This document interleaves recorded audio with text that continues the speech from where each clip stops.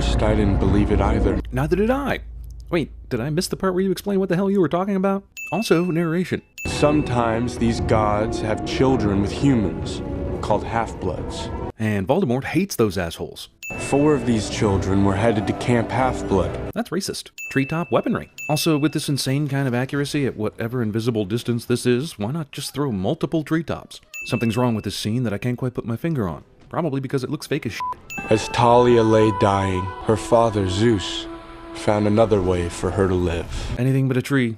Anything but a tree. Ah, shit. Also, Zeus has the power to turn his dying daughter into a tree, just not revive her as a normal living half-blood princess. A gift to ensure no one in Camp Half-Blood would die the same way. So Chekhov thrown in the air through the woods as potential causes of death. All other causes of death are still in play. Also, you didn't want to put a protective barrier around the camp sooner than this? Zeus, damn it. Alexandra Daddario is so hot she makes my body hurt cliché. We like Stanley Tucci even though he's in everything, so Mr. Tucci, would you like to do a Sins video? We can't be any more of an asshole than Michael Bay is. Pierce Brosnan said, "F this shit," and they got Rupert from Buffy the Vampire Slayer to take over. Zeus can play practical jokes like this, but can't save his daughter when she's fighting monsters. Good sportsmanship. You recovered Ares' stolen chariot. That was Clarice. Okay, what about the fall tournament? You own that sucker. Somehow Percy's best friend doesn't remember that Percy didn't do these things. Good not talking to you. Again. Why the hell is Poseidon making the water ripple after his son walks away? Was there some falling out we didn't catch in the last movie? There's pretty much no reason to keep this character's identity under wraps, but sure, suspense I guess. Is he messing with me? I think he's hungry. No, not him. I meant Poseidon. That's why you don't play the dumbass pronoun game. 100% of the people talking to Percy would have assumed he meant the Cyclops guy. With the annoying comic relief Grover provides, an entirely new character that's even worse is exactly what this movie needed. Bull. Excuse me? Smells like bull. All the characters in this movie were given vague lines of dialogue so that everyone could misunderstand them for hilarity or suspense. Why are there ready-made glasses of juice here? So that one could fall over and the filmmakers could make the point that something huge was coming? How did this mechanical-ass bull smell like a regular-ass bull to Tyson a minute ago? We have to find his weak spot. Because this is like playing the old video game Altered Beast. Also, wasn't Percy in the middle of the fire circle with the bull a minute ago? He even drew his weapon and everything. How did he end up here? Hey! Mechanical-ass bull is distracted by normal-ass bull things. There are clearly people running around the camp with no f***ing purpose. Why did the bull dig its horns into the ground when it could have just stabbed the shit out of Percy? Also, mechanical bull comes complete with gardening tools. Why didn't you just do this in the first place? Hell, the guy's fireproof and everything. He could have saved the whole village, but decided to wait until it was dramatic. Hey, Rust Bucket! Rust Bucket.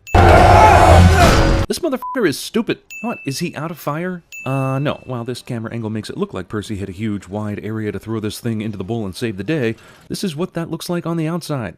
You couldn't throw a quarter inside this thing with any accuracy or strength, especially since you're up against a wall. Also, Mechanical Bull was created by the same dumbasses who built the Death Star. Everything in this explosion misses Percy. Luke carries around plot devices out in the open for no reason other than for Percy to see it and figure out what it is. You know, prophecy. I have a prophecy. Movies with vague prophecies suck ass.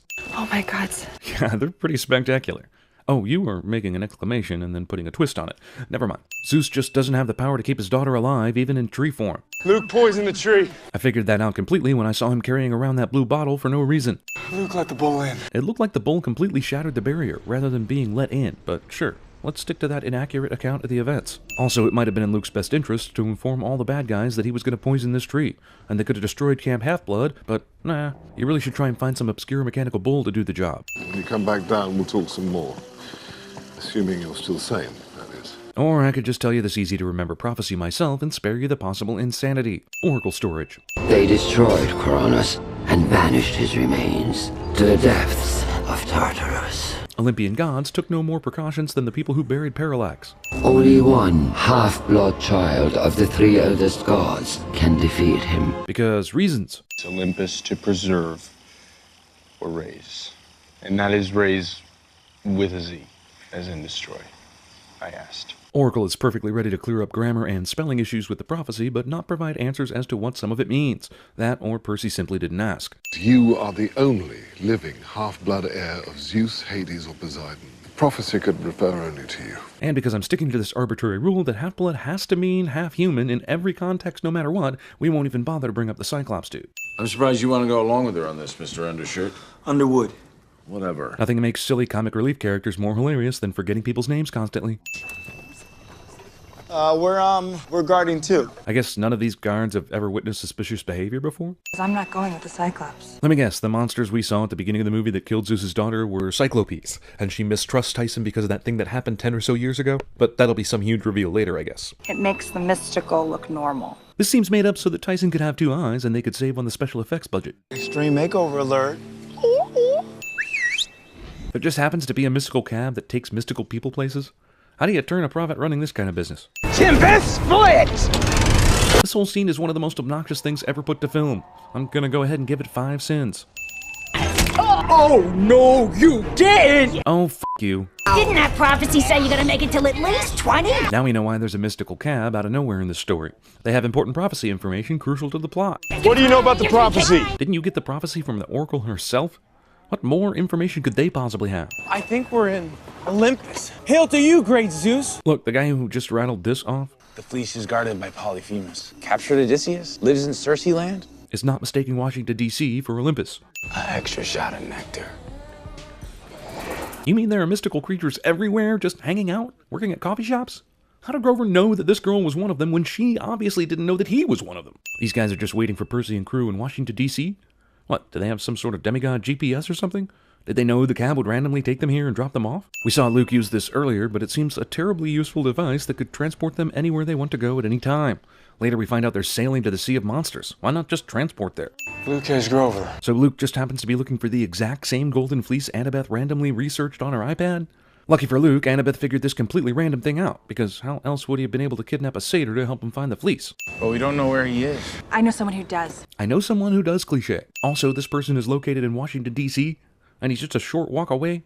Amazing. Oh man, they dragged poor Nathan Fillion into this, didn't they? You twist the cap off this, you release the winds from the 4 corners of the earth. So they accidentally came to D.C., Grover just happens to get kidnapped while they're in D.C., even though they never planned to go there. Luke's dad is in D.C. at a UPS store, and he just happens to have some magic plot device in his warehouse. Awesome. Luke's on a yacht called the Andromeda. It's passing by Chesapeake Beach as we speak. You mean Luke is, at this minute, close enough to track down? Imagine the odds. Percy reaches Chesapeake Beach, and they just happen to see Luke's yacht floating by in the distance. That's it. That's Luke's yacht. I can tell because I spent so many summers on Luke's yacht that I can spot it from a distance. So does Poseidon know a hippocampus based in the DC area? Or did he make this thing magically appear? Because he could have made him magically appear closer, you know? Sometimes you just gotta ask. All I've been doing is asking. This never gets resolved, by the way. We never find out why Poseidon hates Percy so much. You coming? Oh god, yes. Oh, you meant the journey. Forget what I said. Oblivious demigod bad guys are oblivious to other demigods in their presence, and no one saw the luck dragon approaching their vessel a minute ago either. Sheet just happens to be in take a look at this random traveler's mode so that we can see that they have the remains of Kronos. Oh, you're just now smelling the intruders? Like you couldn't smell them before they went up the stairs? Right, the satyr. Well, he should be in the Sea of Monsters right about now. I sent him on ahead with some friends. You sent him ahead with some friends? Ahead of what? Why aren't you going with them? Aren't you going there anyway? What is so important for you to be on the yacht right now? Also, you couldn't get a private jet to fly closer to the Sea of Monsters, and instead you just sailed the entire way down there? You obviously have the means, so why didn't you do that?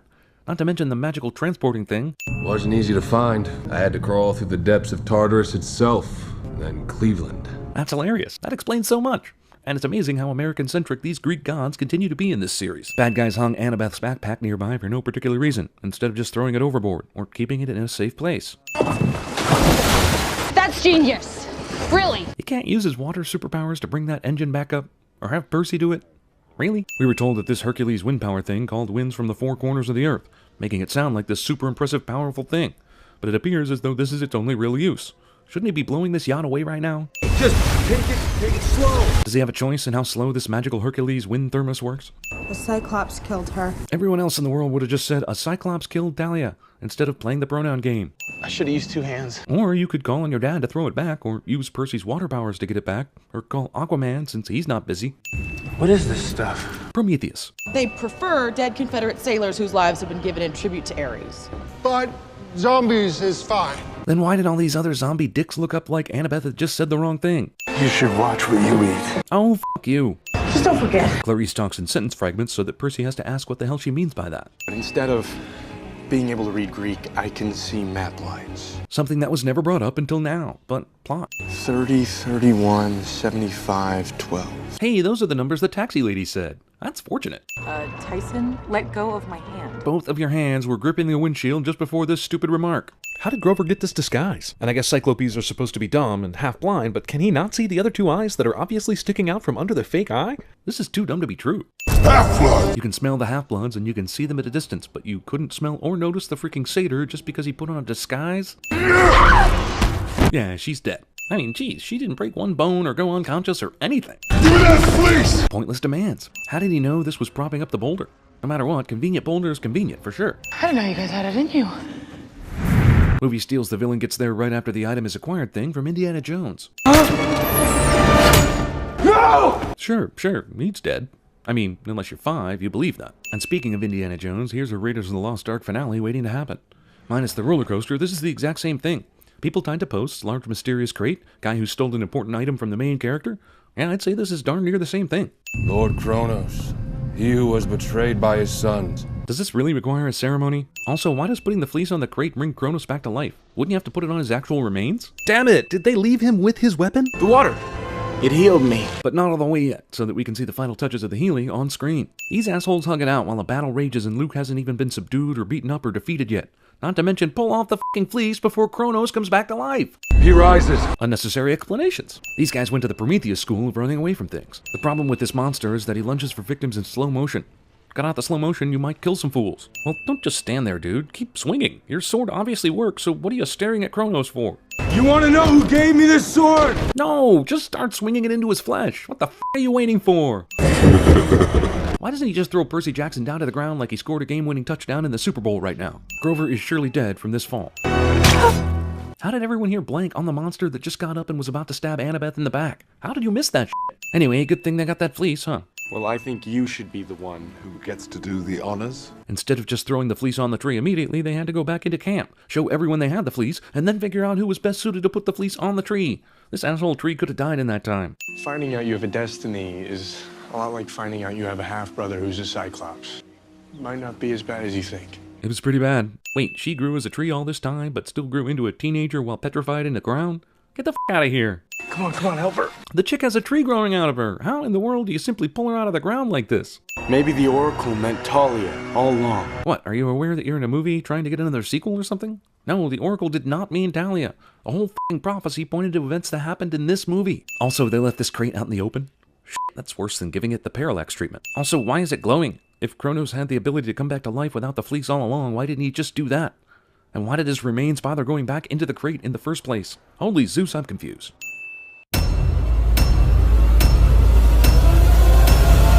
I had to crawl through the depths of Tartarus itself, and then Cleveland.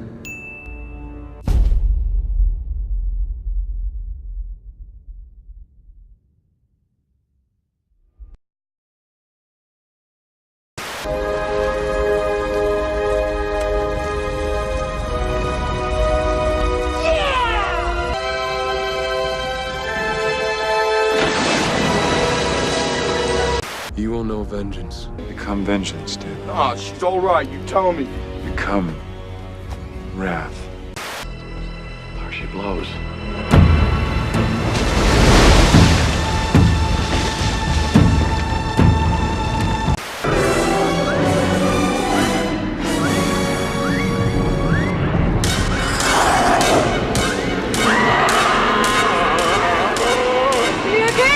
Don't look right! Keep your eyes shut!